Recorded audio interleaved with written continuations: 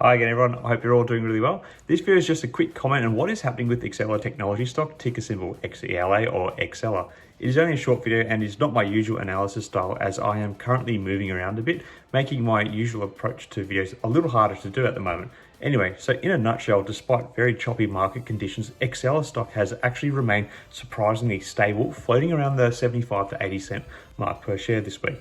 This is despite many other tech stocks and the broader market being obliterated by the instability that is stemming from the mounting Ukraine-Russia situation, as well as the historically high inflation and impending interest rate rises.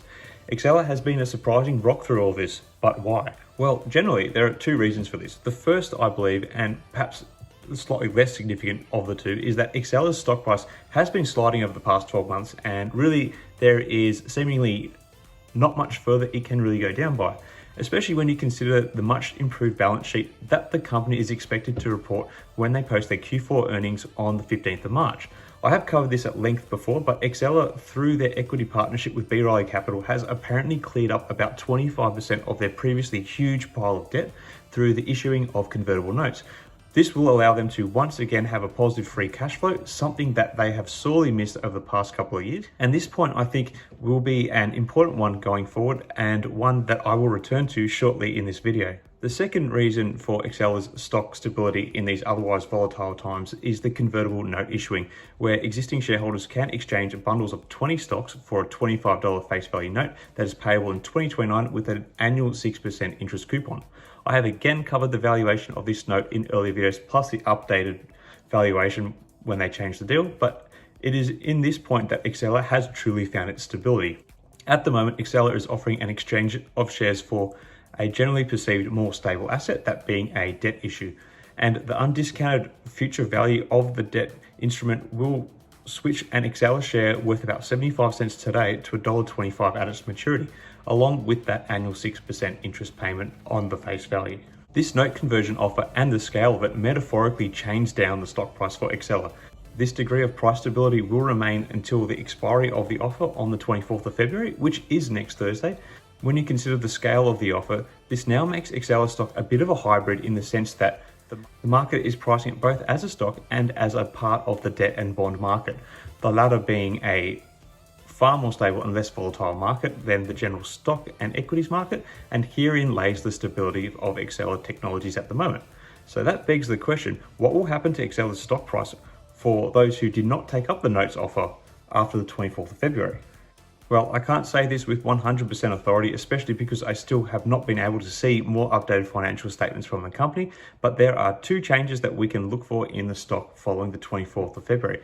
The first is, following the expiry of the note offer, the stock will return to being properly subjected to the broader market conditions once it loses the stability from being priced like a debt instrument. So expect to see price swings that are subject to broader market conditions as well as company news. And when you consider the volatile times we've been going through, a lot of people like to put safe money into safer assets like debt instruments. The second effect we will see with the stock is that there will be a period of the market trying to revalue the stock following the note deal.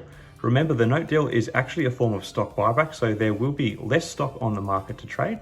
Had this been a normal stock buyback, we would see an increase in the underlying value of Xela stock, as the company's net assets would now be being divided among a smaller pool of shares. However, in this case, because the buyback is actually a note swap rather than an instant exchange of cash from the company to shareholders, the value of the remaining stocks will now have an increased level of long-term debt attached to them, as well as an ongoing current liability in the form of the annual interest payment. With this deal, in total, the amount of debt going back onto Xela's book can be as high as $125 million if the note swap is fully prescribed to, which would amount to an annual interest payment to note holders of $7.5 million from Xela's revenue. So I believe what we will be seeing is a period of the market trying to reprice the remaining Xela stocks, something which I don't think will be properly worked out until at least the company reveal their end of year books for 2021, which is coming on the 15th of March, and a proper understanding of the company's debt position as well as the financial performance can be gauged, including the overall prescription to this note deal. This will likely mean a period of further instability from Xela is coming at the end of next week. Once this all resettles, we then have to discuss B. Capital once more. Given the convertible note deal they have struck with Xela Technologies, If they exercise these notes and convert them to equity positions in the future, this would dilute the share base once again for Xela Technologies. So it's almost as if there is going to be a bit of a vicious loop here regarding the number of shares shrinking and then expanding yet again.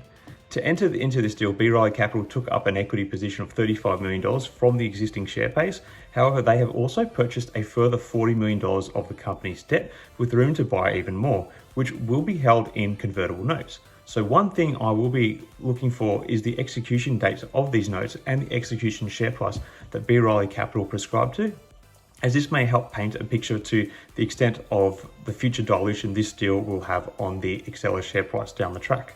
Keeping in mind that at the time of B. Riley Capital entering into the deal with Xela Technologies, the market cap of the company was less than $100 million, as it is still at the moment. So what does this all mean? Well, Xela Technologies is going to be in a much more stable place going forward. The company is obviously expecting to make more than 6% on the debt they are raising through the note swap, and a major investing house has a lot of faith in the company's future. This potential from the company is something that has been much touted by external sources, as Xela is recognized as a global market leader in the business process automation space. And given that they are already a well-established company, I think it means they will be around for some time to come, which at least in one sense gives these unsecured notes, which they are about to issue, a greater sense of stability.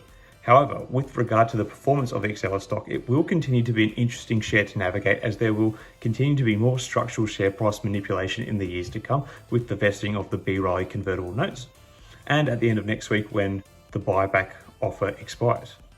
If you want to be involved in Xela but don't want the instability that we've seen in recent times, swap your stock for the notes. If you enjoy a bit of adrenaline coursing through your veins, stay in the stock. Or you could be a fence sitter like me. I've committed half of my holding to the Xela notes. Not that I am giving you guys investing advice.